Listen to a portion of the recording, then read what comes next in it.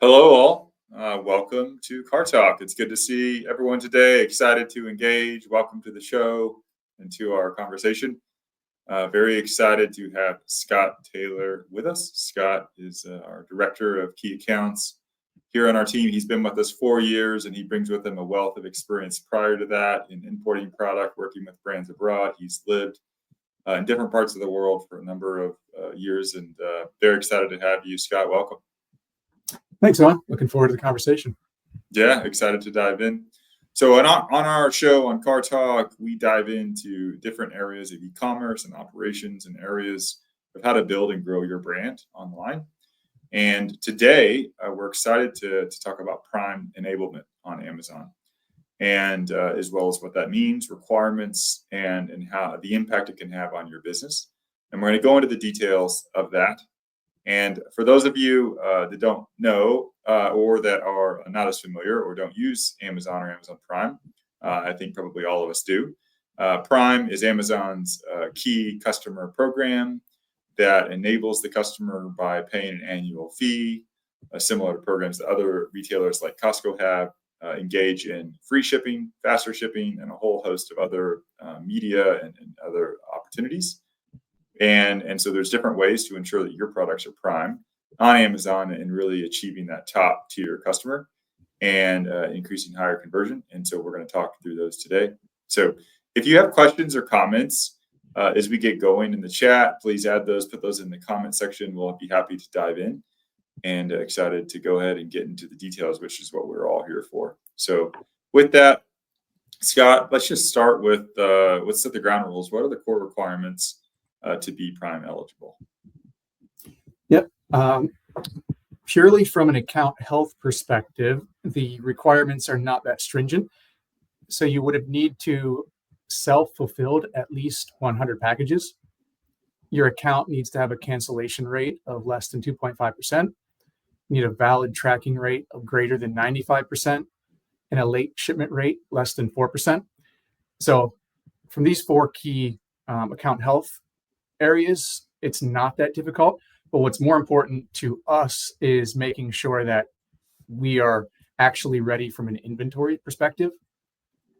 So from the inventory perspective, we need to make sure that before we start an SFP trial, which is a 30-day trial, that every account needs to go through in order to get the Prime badging on their listings.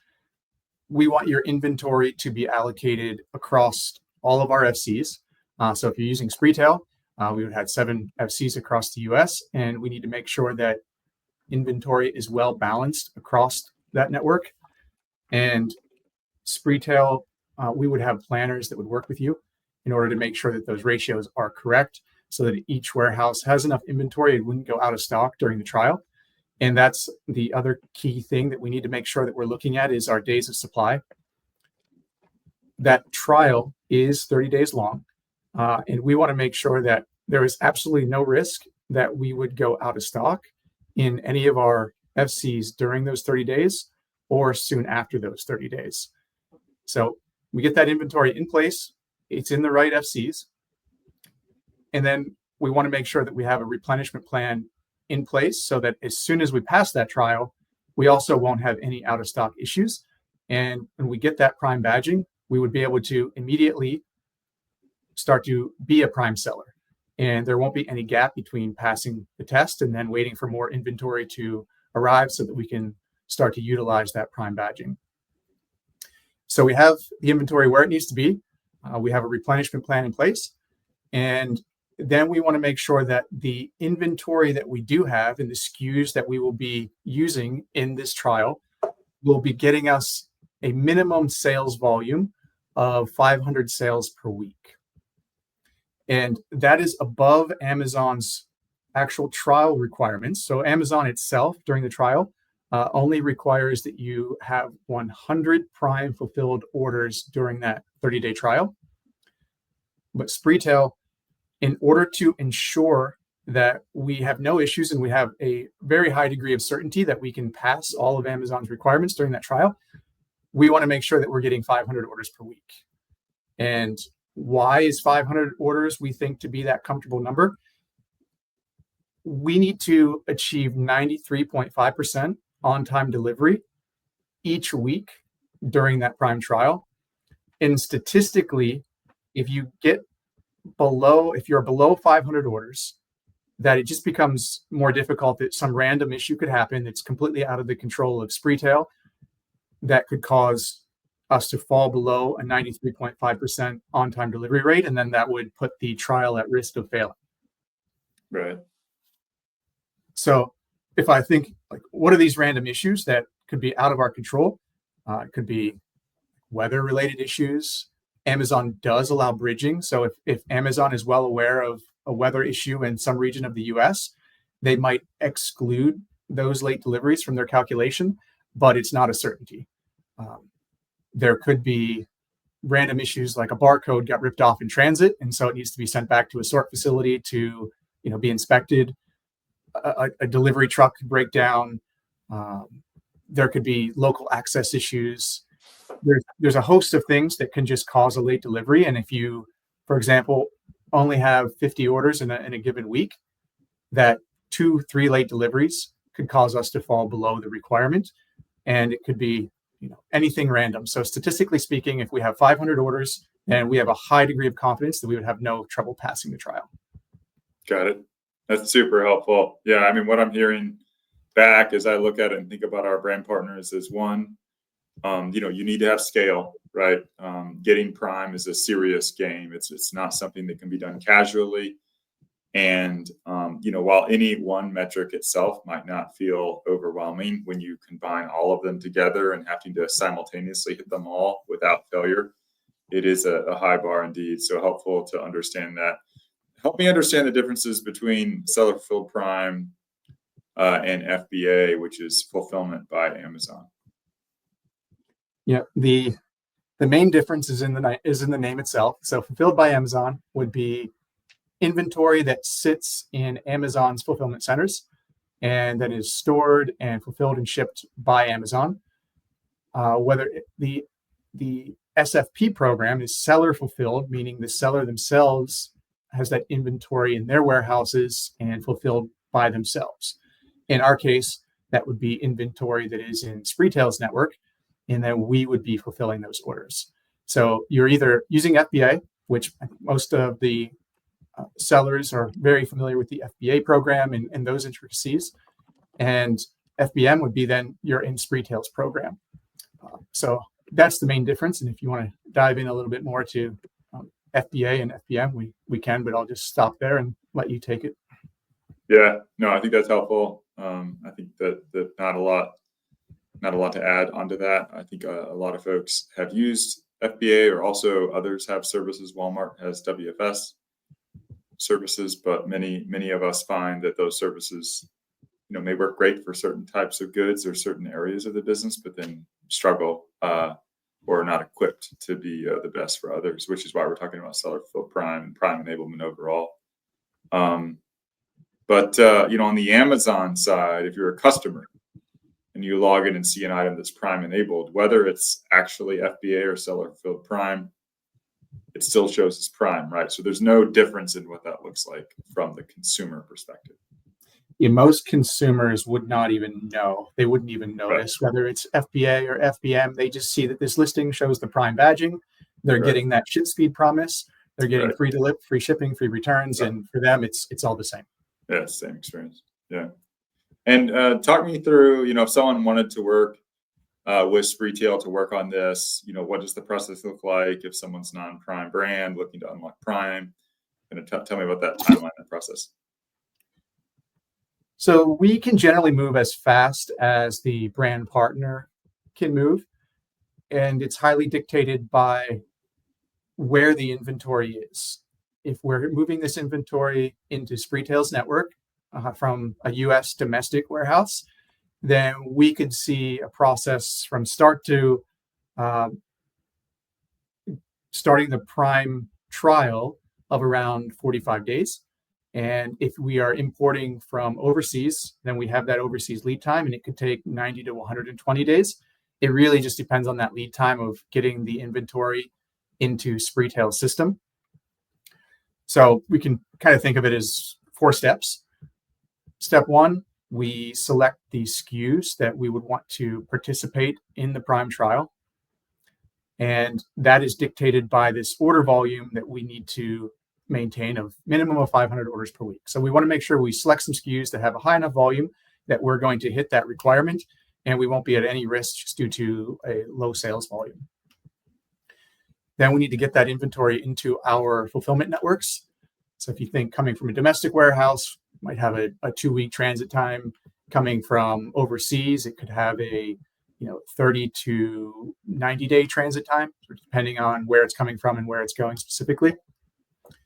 And while that inventory is being inbounded, Spreetail would also be completing all of our integrations that we need to do from Spreetail to the seller's Amazon account.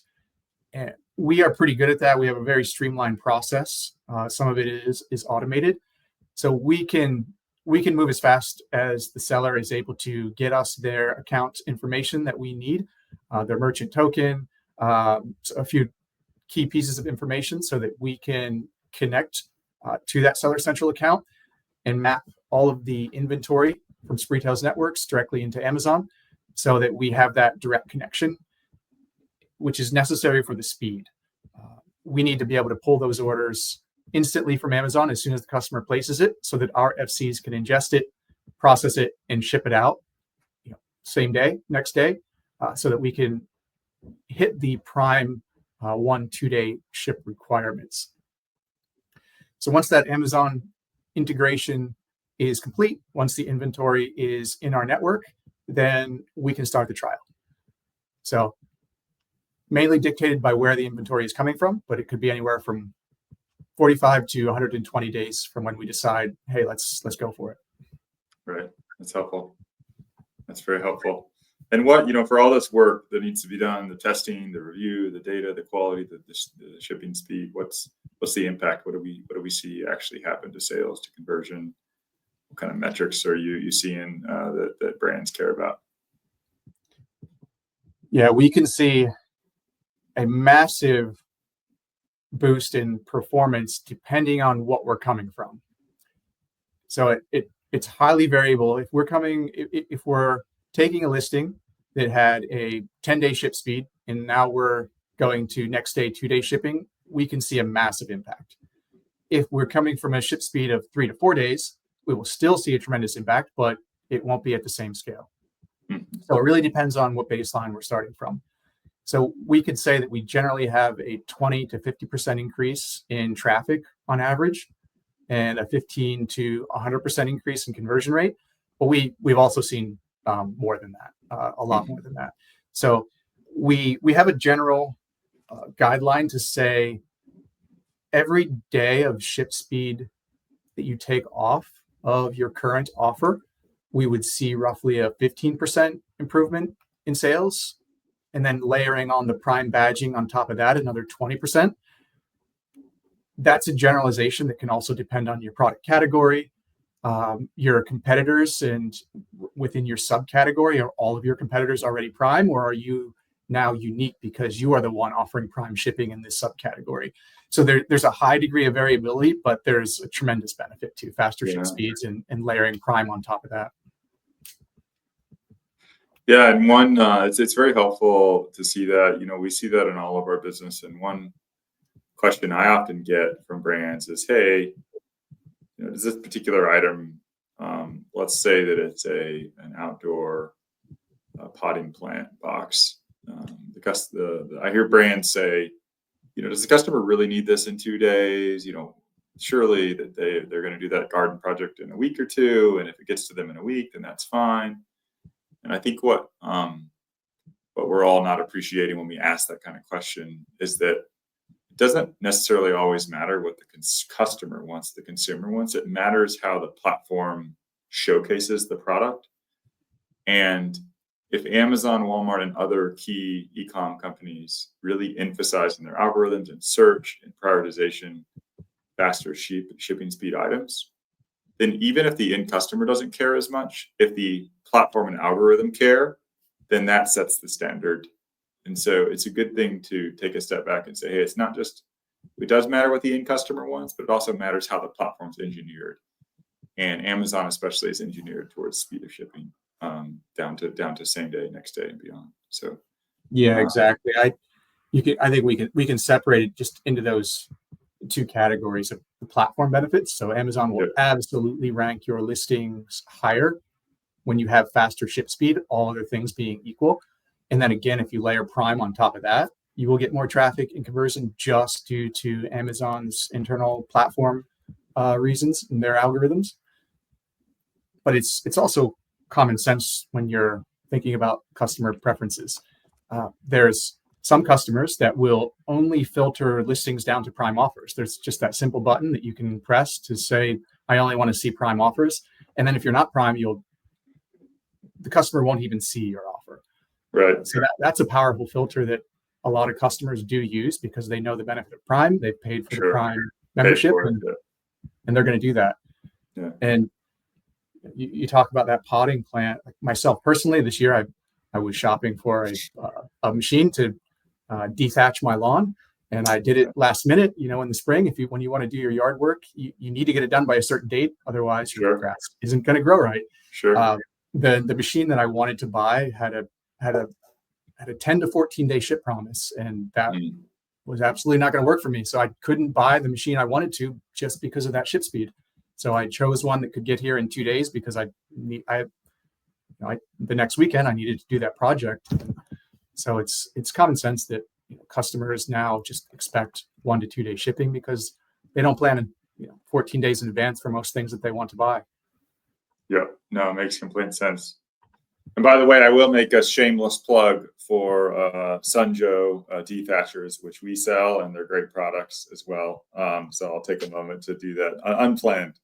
A question came through from a user here, a listener. What about the impact of MLI on SFP? Can you elaborate at that? And for those that don't know, MLI in the industry means multi location inventory.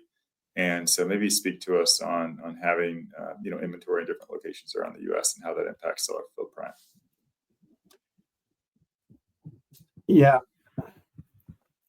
let me take a step back and talk a little bit about how the SFP requirement works. So Amazon, you have two basic requirements that Amazon forces you to hit in order to both get Prime and then maintain Prime.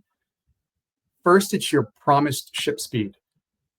When a customer views your listing, if you want to be Prime, you need to show a certain ship speed to all of those page views. And that ship speed is based on the size of your product. So if you're a standard size product, which is less than 20 pounds, you need to show 30% of those page views to have a 1 day ship speed, and 70% or more need to be a 2 day ship speed. So if you don't have your inventory located around the US near all the major population centers, there's no way that you could offer a ship speed that is fast enough to meet the Prime requirement. So step one is you need to offer a ship speed. And step two is you need to hit OTD. So if you say that 10% of my orders or 20% of my orders or whatever can be there in 1 day, you need to actually achieve that. Because if you make an aggressive promise and you don't achieve it, then you fail on-time delivery, and then you will not achieve Prime or lose Prime. So multi-level inventory is a way to have your inventory located strategically around the US, closer to the population centers, and then be able to advertise that inventory correctly on Amazon so that they can then offer the correct ship speed to a customer based on where that customer zip code is located when they open your listing. Does that answer? Is that where you're going with that question? Yeah, I think that's perfect. I think that we see this a lot of time from folks that are used to selling in Europe and they come to the U.S. for the first time, where you can achieve next day delivery in, say, the UK or England with 1 or 2 facilities.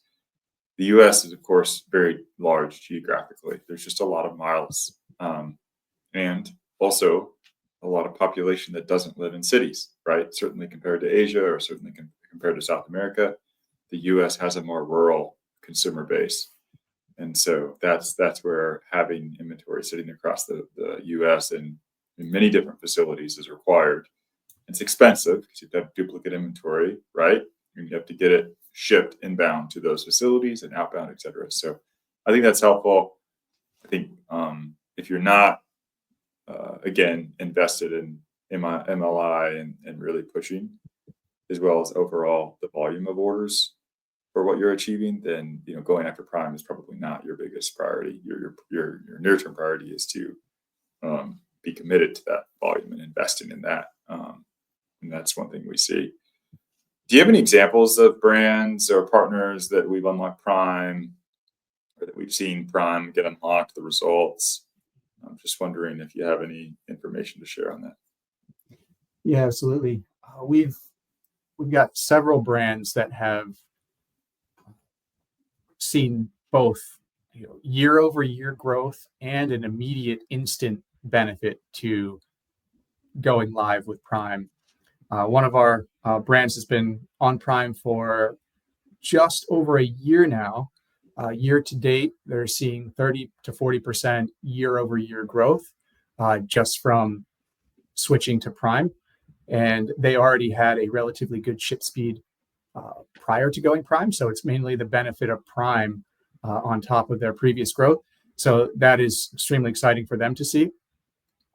On the screen here, we have another example. This one is a little bit unique for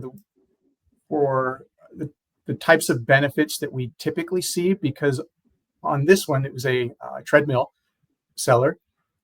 And our Prime listing, while we were doing the Prime trial, we were not the primary buy box winner due to the price where the product was listed. So there was another seller selling it at a much lower price point. So they were the primary buy box winner. And during the Prime trial, you do not get the Prime badging. You offer the ship speed, but you don't get the Prime badging.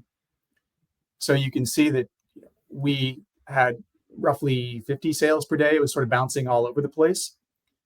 And then you can see the middle bar there just jumps up on 2 days where we had the buy box. So that's sort of where we could baseline if we had full buy box. And then after we passed the Prime trial, you can see that blue line. That is also not being the primary buy box winner due to the price of our buy box, but you can see we had roughly a 3x jump in sales.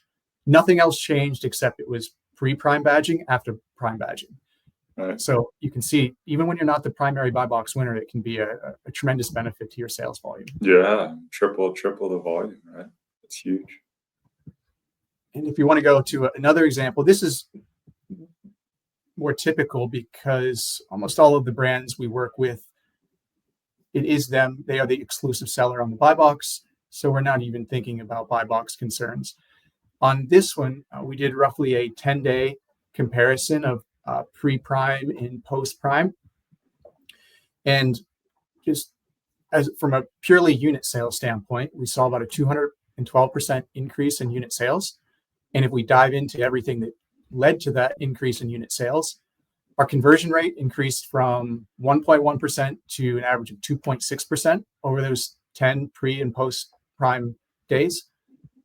Our ad conversion rate changed from 2.87 up to 5.8%. And our average cost of sale, our ACOS, dropped from 18.6 to 8.8%. So, that's huge. Not only did they see just a straight increase in sales volume, but the cost of each of those sales went down due to Prime. So they did not have to spend as much on advertising to get as many views. A lot of those page views came more organically just because of the way that Amazon ranks those, the search results. And because when a customer sees Prime, they're going to convert much higher. So this was just an instant success case that was blatantly obvious to this brand partner, and we were very happy with it after we went Prime. Right. Well, and if you think about kids ride on cars, they're going to be more expensive items, right? Hundreds of dollars. And so, some people might think, oh, faster shipping Prime works on low price point items. But if you look at the data, that's absolutely not true. And then additionally, if you're buying a kids ride on item, you're probably buying it for a birthday or an event or Christmas. and you're probably planning that more than a day ahead of time, right? So you might think, oh, well, this category is whether it gets there in 1 day or 5 days, probably doesn't matter, but that's absolutely not true. It really matters. So that's a great summary, and thank you for sharing a couple examples. Curious, yeah. Let's pivot a little bit. How is Spreetail positioned to help brands that are trying to work on improving their Prime eligibility? I know Scott, you've worked with many of our brands and many of partners on this journey. So just curious if you'd speak to some of those things. Yeah, I think there's two ways to look at it. There's one, do brands see the value in going Prime, and do they think it's worth it for them? And I think we've clearly discussed and just demonstrated that there is value. So we need to get that value proposition over to the brands who are on the fence or are thinking about it to make sure they truly understand it. Once they understand the value proposition of Prime, then why is Spreetail best positioned to be your Prime partner? And you probably know this number better than I, but I think Spreetail's been doing SFP for 10 years now, I believe, roughly 10 years. Yeah, that's about right. Yep. So we have the physical infrastructure that you need to offer Prime, which is no easy thing to build and to stand up. So our 7 fulfillment centers strategically located around the US is something that a brand cannot stand up overnight. It takes a tremendous amount of investment and operational expertise to do that. So from a physical infrastructure perspective, we've been doing it for 10 years, and we have that in place. From an in-house expertise perspective, it takes a long time to understand all of the nuance of Prime. We may make it sound easy in this 20, 30-minute conversation, but we are only scratching the surface of the intricacies and details that we have in place in order to make it work every week in, week out, consistently. And that takes a long time to build. So we have people that have been doing this for 10 years in-house. And anyone trying to stand this up on their own, it's going to take a lot of years before you fully understand what you need to be offering this consistently, and not having just weekly issues of getting Prime, losing Prime, restarting the trial. And when you have Prime, you want to keep it. It's a tremendous investment to get there. So from a day in, day out management perspective, that in-house expertise is critical. And then lastly, the technology to tie it all together and scale it so that you're not just talking about 100 orders a week, but thousands of orders per week. Again, Spreetail's been doing this for 10 years. The technology keeps changing and improving in-house for Spreetail, and it would take a brand a long time to build those integrations directly with Amazon so that you're getting your orders, you're returning the tracking numbers, you're advertising your inventory correctly. There's just a tremendous amount of nuance and expertise in order to do that well. So I think for these 3 reasons, Spreetail is very well positioned to do it, and we've been proving it for 10 years that we can do it well. Wonderful. Well, that about wraps us up to the time with CarrTalk. Thank you, Scott, for joining. Thank you for all this great information. And of course, to all our viewers, reach out to myself or Scott on LinkedIn or others at Spreetail. We're excited to engage. Thank you for joining today, and we'll see you next time. All right. Bye-bye.